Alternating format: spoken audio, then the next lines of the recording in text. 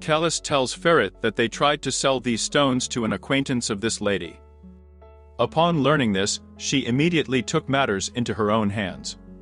Ferit says that everything is wrong and something unclean is happening here. YALIÇ demands that his grandson apologize. Ferit said he only cared about the company. YALIÇ said that Seyran will now manage the company and this is out of the question. Ferit accuses his grandfather that the whole family is puppets for him. And he manages their lives as he wants. Ferit believes that his grandfather believes anyone but him. Ferit says he will never forgive his grandfather and takes off his ring.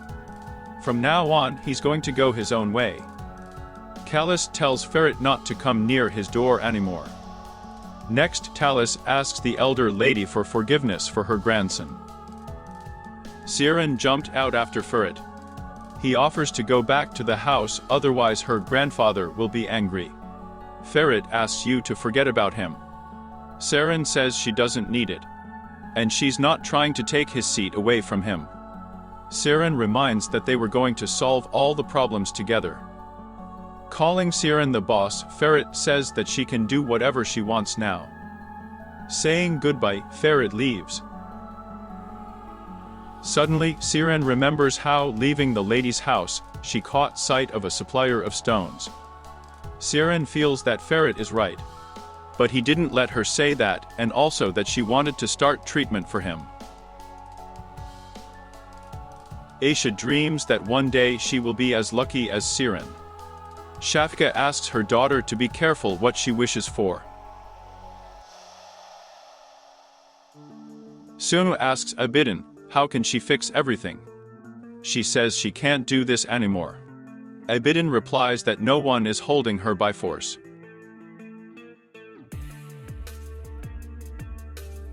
Chisik believes that YALIÇ made her job easier by putting a stupid girl in charge of the company.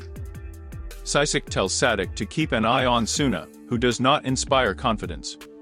Sisik also noticed that the maid had been staring at Abidin all evening. She sends her flowers with a note.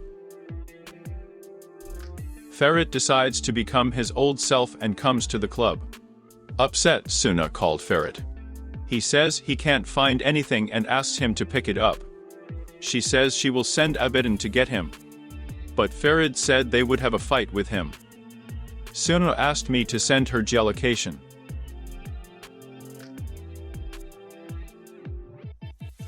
Efekat visits Gulgan and Orhan.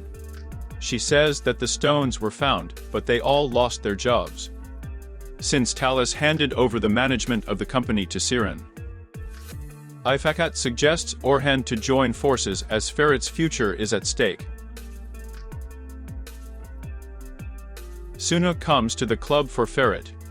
He says he won't go to the mansion anymore and asks to be taken to Senjal. Ferit says he's not thinking straight because he's had too much to drink. Meanwhile, Abidin is looking everywhere for Suna. She's not answering her phone. Abidin asks Seyran to call Ferit. But Ferit didn't pick up the phone either.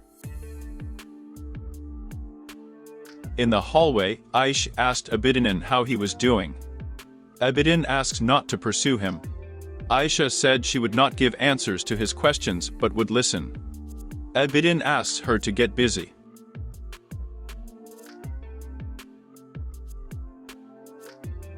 Seyran, with the help of security guards, found Ferit's car. Meanwhile, Ferit calls himself a dirty stain on the family's reputation and offers to celebrate it. Suna cries that she has been plagued by setbacks all her life. And it started from childhood. Ferit begins to calm her down. Suna says that all her life she dreamed of getting out of her tyrant father's house. And the day they came to woo her, she was the happiest in the world. And Ferit begins to remember how he lived for his own pleasure with a girl. And suddenly my grandfather showed up and announced that he needed to get married. And even his mother and father couldn't help him. United by their shared grief, Suna and Ferit berate their families. Suddenly, Ferit kissed Suna.